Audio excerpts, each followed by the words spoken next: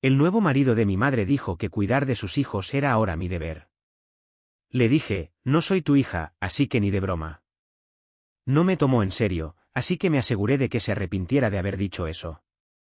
Tengo 17 años y me llamo Emily.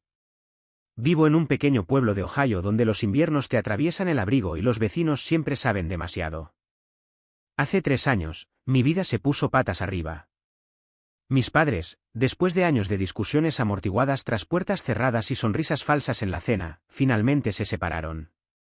El divorcio fue complicado, lleno de conversaciones susurradas, disputas por la custodia y mi madre llorando hasta quedarse dormida mientras pretendía que todo estaba bien por mi bien.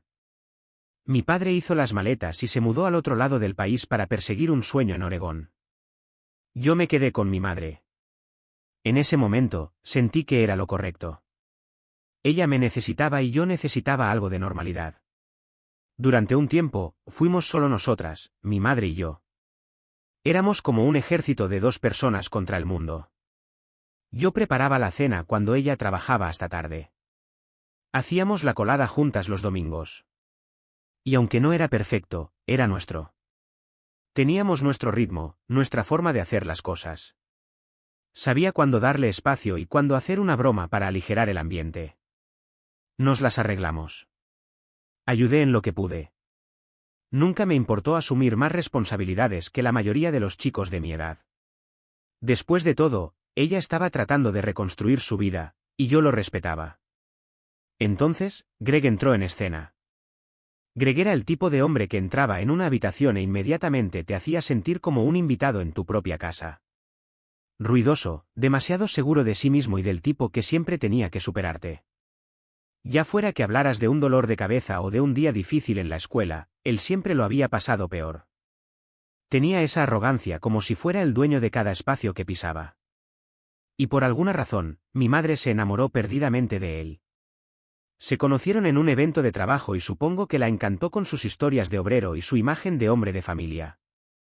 En 6 meses, se quedaba a dormir varias noches a la semana. En un año, se había mudado.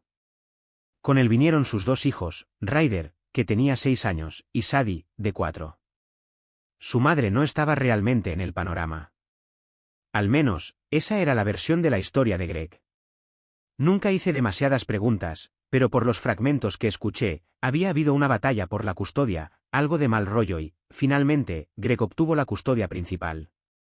Al principio, intenté ser amable. No soy una desalmada.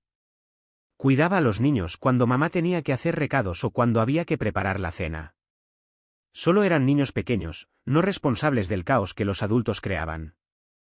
Pero eran necesitados, constantemente pegados a mí, siempre exigiendo atención, siempre en mi habitación tocando mis cosas. Y Greg actuaba como si le debiera algo, como si debiera deslizarme sin problemas en el papel de niñera no remunerada y tercer padre. Sin hacer preguntas. Al principio, no le di importancia.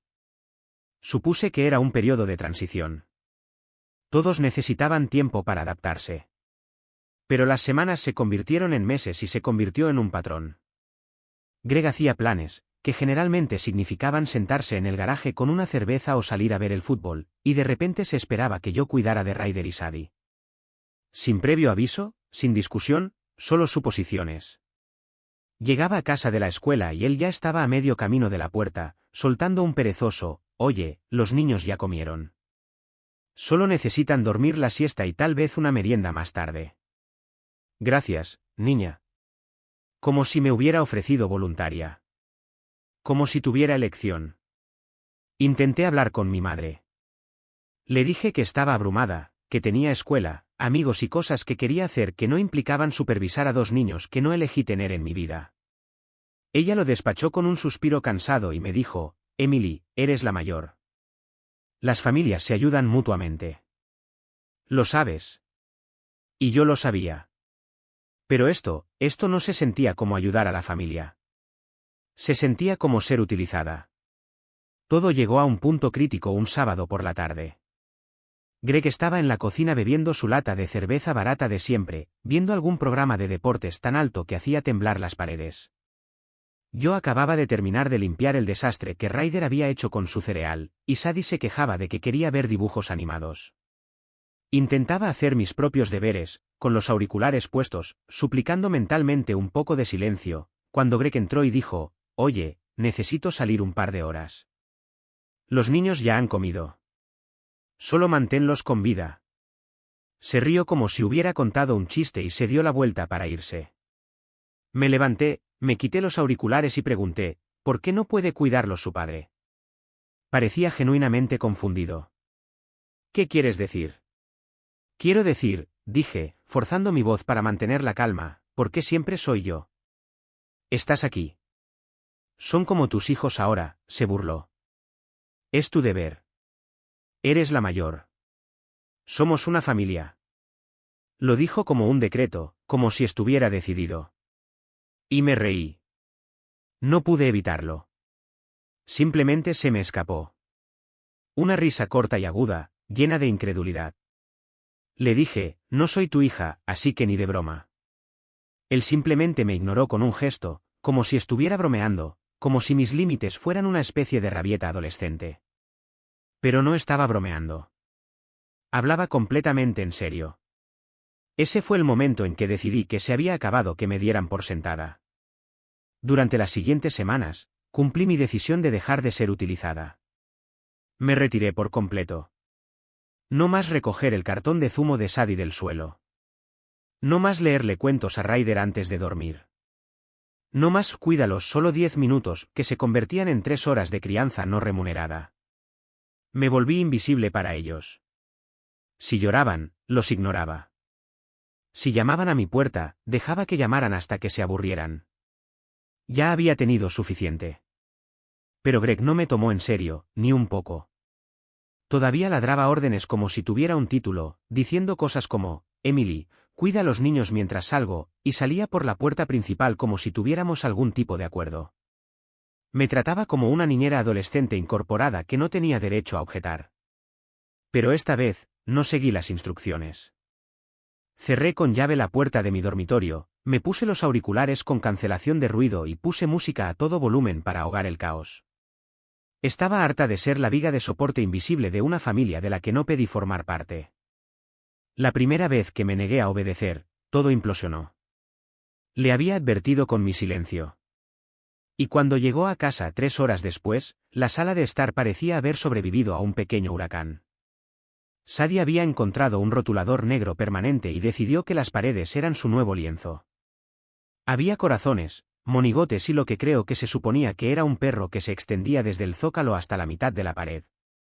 Mientras tanto, Ryder había intentado enchufar la vieja consola de videojuegos de Greg y casi arranca todo el televisor del soporte. Había cables por todas partes. Uno de los puertos del mando estaba doblado y la pantalla tenía una fina grieta diagonal. Greg entró echando humo, con la cara roja, la voz retumbando por toda la casa mientras exigía saber por qué no había hecho nada, por qué no había impedido que los niños destrozaran el lugar. Me quedé en el umbral de mi puerta, impasible, y dije, «No soy tu hija, ¿recuerdas?». Abrió la boca como si fuera a lanzar una de sus peroratas, pero lo interrumpí antes de que pudiera decir una palabra. Le dije que si tenía un problema, que lo hablara con mi madre. Y luego le dije algo más. Que yo haría lo mismo. Por una vez, estábamos en la misma página. Esa noche, no esperé a que ella viniera a mí. Esperé a que Greg estuviera en el garaje con una cerveza y entonces le pedí que se sentara. Se lo conté todo. Le hablé de cada vez que se esperaba que cuidara de los niños sin que me lo pidieran. De cada sábado que me perdí de estar con mis amigos porque Greg tenía planes. De cada vez que oía, «Eres la mayor», como si fuera una cadena perpetua. Y le hablé de la línea que Greg cruzó cuando dijo que era mi deber. No fui cruel, pero fui clara. No era su tercer padre.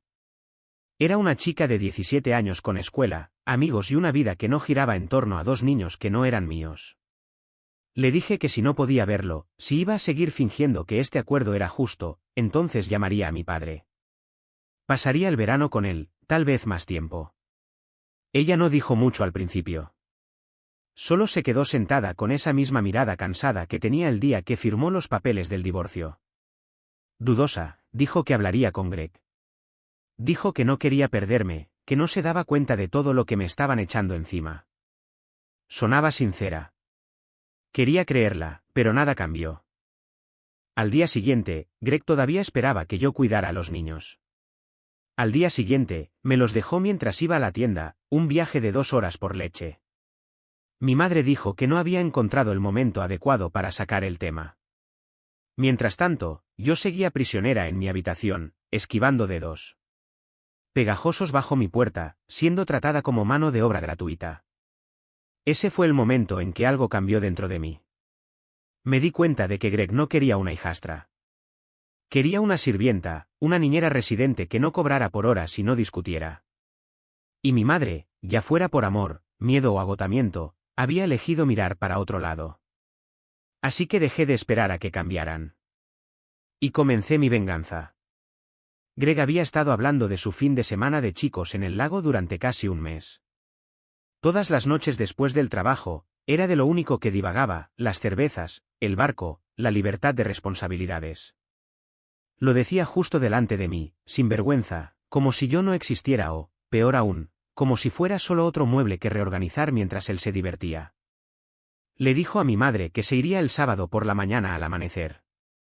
Y por supuesto, se asumió automáticamente que yo estaría de servicio con los niños todo el fin de semana. Ni siquiera preguntó. No tenía por qué. En su mente, era un trato hecho. Mi fin de semana le pertenecía. Escuché el plan mientras hacía los deberes en el comedor, Greg diciéndole a mi madre, asegúrate de que Emily no tenga nada planeado porque ella sabe lo que tiene que hacer. Y esa fue la confirmación final que necesitaba. Era hora de actuar. El viernes por la noche, mientras Greg holgazaneaba en el sofá viendo alguna repetición de deportes y los niños discutían sobre el volumen de la tableta, preparé una pequeña bolsa en silencio. Solo lo esencial, ropa, cargador, cepillo de dientes, diario. Ya lo había arreglado todo. La madre de mi mejor amiga me había ofrecido más de una vez que me quedara si alguna vez necesitaba un descanso. Ella había pasado por su propio lío de un segundo matrimonio y conocía las señales. Le envié un mensaje de texto esa noche, una frase, ¿sigue en pie la oferta? Su respuesta llegó en segundos. Era bienvenida en cualquier momento. Esperé a que la casa estuviera en silencio. Greg se había acostado temprano para descansar para su gran fin de semana de beber de día y pescar. Mi madre había tomado un somnífero y estaba profundamente dormida. Cogí mi bolso, me puse las zapatillas y salí por la puerta principal sin hacer ruido. Sin nota, sin advertencia, sin despedida. Apagué el teléfono mientras caminaba por el camino de entrada, y con cada paso que daba, sentía que la presión en mi pecho se aliviaba. Como si hubiera estado conteniendo la respiración durante un año y finalmente la estuviera soltando. Pasé el fin de semana en casa de mi mejor amiga, viviendo como una adolescente normal por primera vez en lo que pareció una eternidad. Hicimos galletas, vimos películas tontas, nos quedamos despiertas hasta tarde haciéndonos tratamientos faciales y hablando de las solicitudes para la universidad. Su madre incluso se sentó con nosotras el sábado por la tarde y me ayudó a esbozar un ensayo para una beca que había estado posponiendo. Fue pacífico. Fue ordinario. Fue todo lo que mi casa no había sido desde que Greg se mudó. Me enteré de lo que pasó el sábado por la mañana por la madre de mi amiga, que recibió una llamada frenética de mi madre sobre las 10 de la mañana. Aparentemente, Greg se despertó a las 6, se vistió, preparó su nevera y salió por la puerta sin decir una palabra a nadie. Mi madre todavía estaba en la ducha cuando se fue. Sin nota, sin aviso, como siempre. Se había ido como se esperaba, asumiendo que yo me haría cargo como siempre lo hacía. Pero yo me había ido, y la casa era un caos. Ryder había derramado una caja entera de cereal en el suelo de la cocina intentando prepararse el desayuno él solo. Y Sadie se había subido a la encimera para buscar una cuchara, gritando a pleno pulmón en el momento en que se resbaló y tiró un vaso. Mi madre salió del baño para encontrar a 2 niños sollozando, cereales por todas partes y cristales rotos cerca de los pies descalzos de una niña de 4 años. Ahí fue cuando se derrumbó. Tuvo un ataque de pánico en toda regla. Respirando superficialmente, con las manos temblando, llamó a Greg, todavía empapada en su bata, gritando por teléfono, exigiendo saber dónde estaba y cómo podía ser tan descuidado. Él intentó darle la vuelta a la historia, dijo que yo había abandonado mi responsabilidad sin previo aviso, intentó pintarlo como si yo fuera el problema, que había abandonado a la familia, pero esta vez ella no se lo tragó. Explotó. Todas las cosas que había mantenido reprimidas durante el último año salieron de golpe. Gritó que yo no era su niñera, que era una adolescente, su hija, y que él no tenía derecho a tratarme como si fuera una empleada. Le recordó en voz alta y clara que él no era mi padre, y que si quería un descanso de la paternidad, tal vez debería haberlo pensado antes de arrastrar a sus hijos a la casa de otra persona y pretender que la chica mayor que vivía allí era una especie de madre sustituta. Yo no sabía nada de esto en ese momento. Todavía estaba comiendo gofres con mi amiga y riéndome de una historia de la escuela.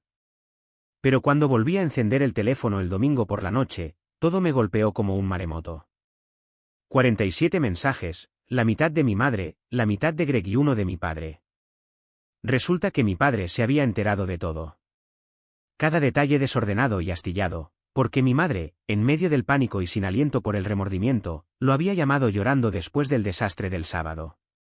Esa llamada fue la grieta final en una presa que había estado conteniendo años de resentimiento y dolor no expresado. Nunca esperé que lo llamara. No habían hablado mucho desde el divorcio, algunas actualizaciones forzadas de las vacaciones, tal vez un mensaje de texto cuando algún papeleo necesitaba una firma. Pero algo se rompió en ella esa mañana, de pie en una cocina llena de cristales rotos y niños llorando que ni siquiera eran suyos, dándose cuenta de que su verdadera hija se había ido porque no supo protegerla. Le contó todo. Descargó la verdad como un peso que había estado cargando durante demasiado tiempo, como Greg se había abierto paso en nuestras vidas, como había drenado cada onza de paz de nuestro hogar, como su paternidad consistía en ladrar órdenes y desaparecer en una neblina de cerveza y fútbol. Le contó cómo me convertí en la madre de facto en una casa que no construí, con niños que no elegí, para un hombre que me trataba como a una propiedad, y cómo finalmente llegué a mi límite y me fui sin decir una palabra. No sé qué esperaba de esa llamada. Tal vez pensó que él gritaría o la culparía o le colgaría como solía hacer, pero en cambio, le preguntó lo único que nunca imaginó que haría. Le dijo, tú y Emily podéis venir aquí. Las dos. Fue una oferta que no esperaba. Fue una oferta que yo no esperaba. Después de todos estos años de andar de puntillas por nuestro fracturado árbol genealógico, de fingir que las cosas estaban bien cuando no lo estaban, allí estaba él, ofreciendo algo simple y seguro. Una salida. Pensé que se negaría. A mi madre nunca se le dio bien pedir ayuda. Se aferraba a su orgullo como un chaleco salvavidas, incluso cuando estaba medio desinflado y la arrastraba hacia abajo. Pero esa noche, mientras Greg todavía echaba humo y me enviaba mensajes de texto en cadena como un lunático, ella entró en la habitación de invitados donde yo dormía en casa de mi amiga, se sentó en el borde de la cama y lo dijo en voz baja, como si no estuviera segura de merecer decirlo. Siento no haberte protegido. Vámonos. Ya había tomado una decisión. Nos íbamos. Las siguientes horas fueron un borrón. Metimos todo lo que pudimos en 3 maletas. No solo mis cosas, sino también las suyas. Ni siquiera entró en el dormitorio principal donde dormía Greg. No se molestó en despertarlo. No se despidió. Garabateó una nota en un bloc de notas amarillo de la cocina. 5 palabras que decían más que cualquier cosa que le hubiera dicho en meses: nos hemos ido. No nos sigas. Eso fue todo. A la mañana siguiente, cogimos un vuelo nocturno a California. No esperamos. Sin confrontaciones prolongadas, sin discusiones dramáticas en la entrada, sin explicaciones agregó a sus hijos, solo silencio, solo partida. Y por primera vez en años, un movimiento que era nuestro. Cuando aterrizamos en Sacramento, papá estaba esperando en la puerta de embarque. No con flores ni carteles ni nada ostentoso, solo una presencia tranquila, como un muro firme que finalmente había dejado de desmoronarse. Abrazó a mi madre primero, más tiempo de lo que pensé que lo haría.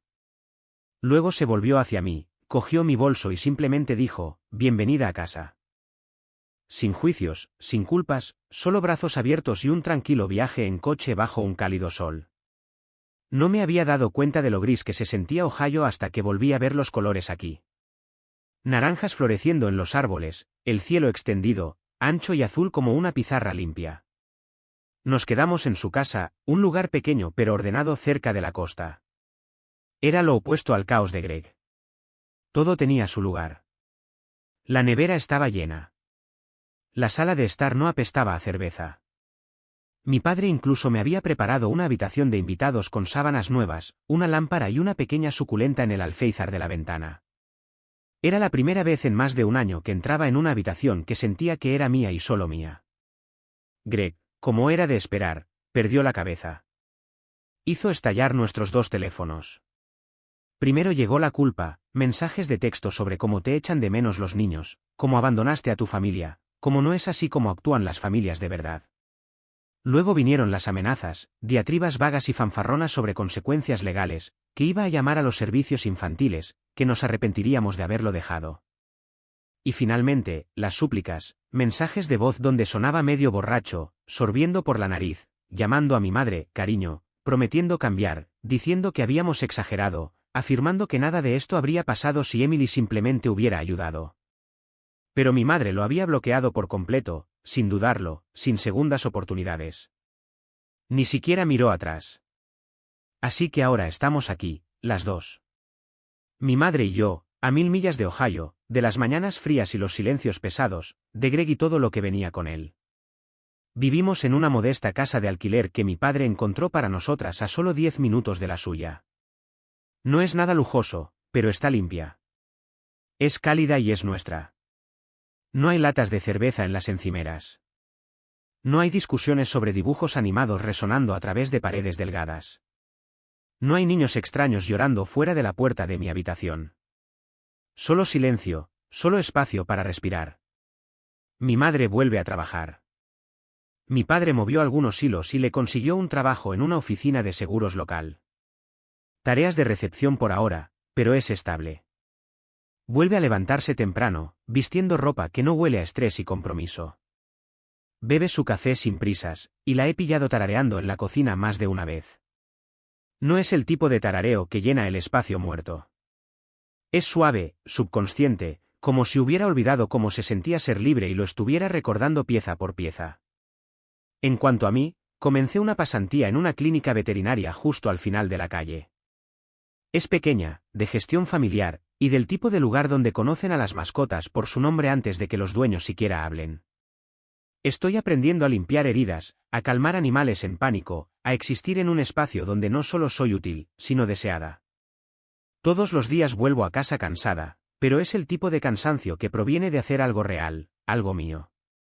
No la fatiga que te chupa el alma de ser la solución de todos los demás.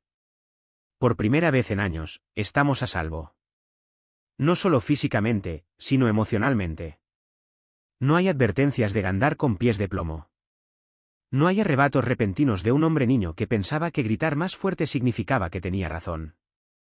No más advertencias susurradas de mi madre sobre que Greg solo tuvo un mal día. No más andar de puntillas alrededor de rabietas que no eran mías. El aire se siente más ligero aquí. El tipo de luz que te hace darte cuenta de lo oscuro que estaba antes. Por supuesto, Greg no se fue en silencio. Nunca lo hace. Cuando se dio cuenta de que realmente nos habíamos ido, no solo por una noche o un fin de semana, sino para siempre, se desesperó. No porque nos echara de menos, sino porque echaba de menos la comodidad, la niñera no remunerada, el saco de boxeo emocional, el amortiguador entre él y la paternidad real. Empezó a contactar a mi madre a través de amigos en común, gente de su antigua oficina, conocidos lejanos que no le debían nada pero que de todos modos le pasaban sus mensajes, cosas como que lo siente, que está dispuesto a hablar y que los niños os echan de menos a las dos. Pero ella cerró todas y cada una de las puertas. Sin devolver llamadas, sin curiosidad, solo un silencio tranquilo y final. Me lo contó más tarde, una noche sentada en el porche bajo un cielo lleno de estrellas que no existían en Ohio, que finalmente entendió lo que había hecho. Que al intentar con tanto ahínco reconstruir una nueva familia con Greg, no se había dado cuenta de que estaba destruyendo la que ya tenía. Dijo que la mañana que me fui, sintió que me había perdido por completo.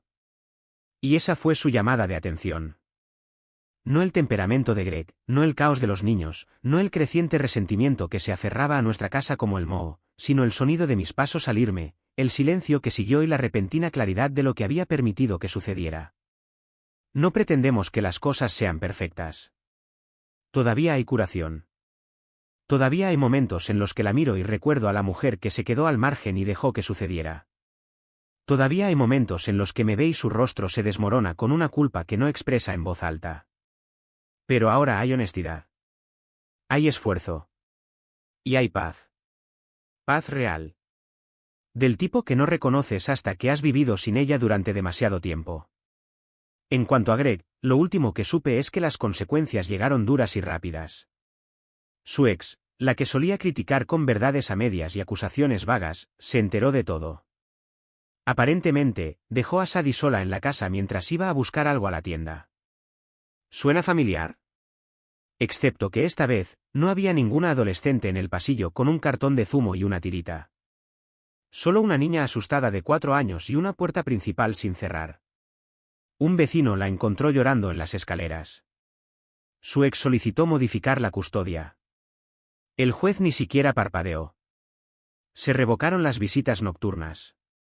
Ahora tiene visitas supervisadas cada 2 fines de semana. E incluso eso es condicional. Intentó culpar a todos menos a sí mismo, por supuesto. Dijo que abandoné mi papel, dijo que mi madre envenenó su hogar, dijo que el sistema estaba amañado. Pero ya nadie se lo creía. La fachada se resquebrajó. La máscara se cayó. La gente lo vio por lo que realmente era, un hombre que no quería una familia, solo una cuidadora incorporada. Hay una extraña clase de justicia en ello, una especie de ajuste de cuentas completo. Pasó tanto tiempo insistiendo en que era mi deber criar a sus hijos, sostener los pedazos de su hogar roto como un andamio. Y cuando paré, cuando me fui, todo se derrumbó. Así que no me siento culpable. No me siento mal. Me siento libre. Dijo que era mi deber cuidar de sus hijos. Bueno, me fui, y esta vez mi madre vino conmigo.